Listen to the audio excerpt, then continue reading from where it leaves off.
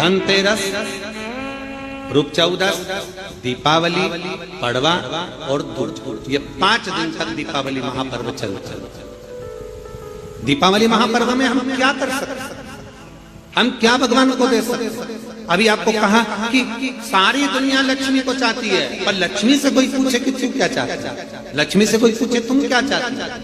तो लक्ष्मी जी भी कह देगी बस मैं इतना चाहती हूँ कि महादेव के प्रति, भगवान के चरणों के प्रति आपका विश्वास जहाँ पर बढ़ा, आपका विश्वास जहाँ प्रबल हुआ, लक्ष्मी जी कहती है वहां पर मैं हमेशा खड़ी हूँ और तुम्हारे घर में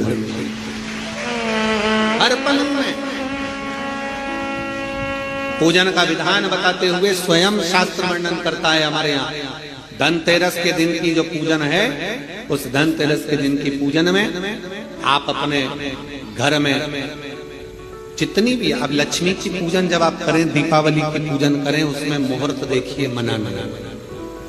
मुहूर्त पूछिए, मनाना। कोई मुहूर्त लिखा हुआ है उसका स्मरण करें। धनतेरस की पूजन करने में, रूप चौदस की पूजन करने में, पड़वा की पूजन करने में, दूज की पूजन करने में आपको मुहूर्त की जरूरत नहीं। आप तो प्रदोष काल, शाम का जो प्रदोष काल का समय होता है, उस समय पर बड़े प्रेम के साथ में, आनंद के साथ में, एक सुंदर आनंद से अगर घर में मार्बल या कोटा फर्श वगैरह लगा हो तो कपड़े से ही पोंछ लो, और अगर कच्चा मकान हो तो गोबर से थोड़ा सा लीप कर सुंदर आनंद के साथ में, भगवान का जहाँ मंदिर, देवालय, शिवालय है, बड़े आनंद से आपके घर में जो पूजन का जगह है, उस पूजन के जगह पर थोड़ा सा लीप कर या कपड़ा फेर कर वह आनंद के साथ एक सुंदर चौक पूर लीजिए, और चौक पूर कर उसमें थोड़ा सा चावल दाना या गेहूं का दाना रखकर उस पर एक चौरंग, चौकी, पाटा जो भी आप रख सकते हो उस पर रखकर एक सुंदर वस्त्र बिछाकर एक सुंदर सी थाली में स्वस्तिक, कंकु के रोली का एक स्वस्तिक बनाइए, बनाकर उसको थाली के ऊपर, उसको पाटे के ऊपर जो कपड़ा बिछा है उसके ऊपर रख दीजिए। रखकर घर में कोई चांदी का सिक्का हो, चांदी का सिक्का ना हो, चांदी का कॉइन ना हो, तो अपना जो कॉइन आता है, 1 का सिक्का, 2 का सिक्का, जो भी कॉइन आता है वो रख दीजिए। और रखकर उसको जो मोली आती है, लच्छा बांधने वाला, हाथ में बांधने का जो नाड़ा आता है, मोली होती है लच्छा, उससे उसको हल्दी लगाकर लपेट दीजिए और बाबा को थाली में रखकर सुंदर आनंद के साथ में माता लक्ष्मी का स्मरण करते हुए 7 दिए घी के, लंबी बाती, एक दिया तेल का दिया लक्ष्मी जी के लेफ्ट हैंड। जैसे लक्ष्मी जी को जब पूजन करने बैठोगे तो लक्ष्मी जी का मुख आपकी ओर होगा कि नहीं होगा? आप ऐसे बैठे हो तो लक्ष्मी का मुख आपकी ओर, तो दिया आएगा इस ओर।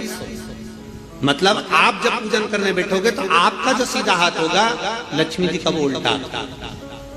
उस उल्टे हाथ की ओर एक तेल का दीप लगाकर लंबी बाती का,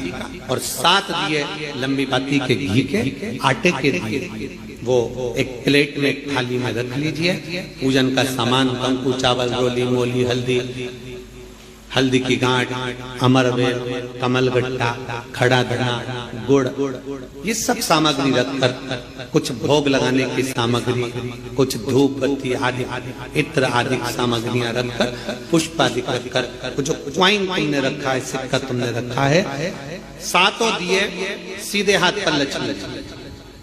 7 दिए जो तुमने आटे के बनाए हैं उसमें लंबी बत्ती कर सीधे हाथ पर जलाएं। उल्टे हाथ पर तेल का दिया जलाकर पूजन की थाली में जो सामग्री रखी है जल का छींटा देकर, बड़े प्रेम के साथ वस्त्र समर्पित कर और